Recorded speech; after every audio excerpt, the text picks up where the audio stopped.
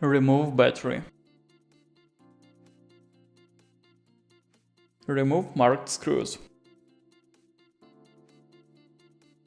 Remove bottom door.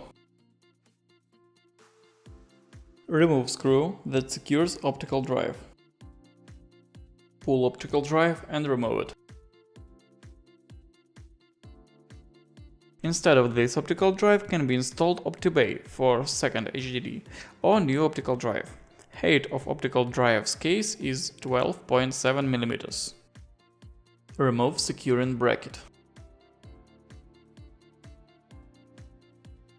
And install it to OptiBay or to new optical drive. Remove plastic face bar. In description of this video you can find useful links to various laptop disassembly tools and parts.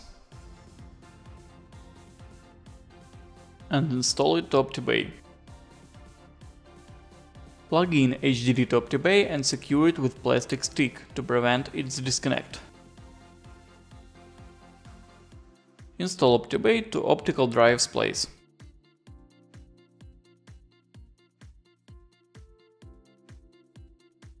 And secure it. Install bottom door. Secure it. And install battery.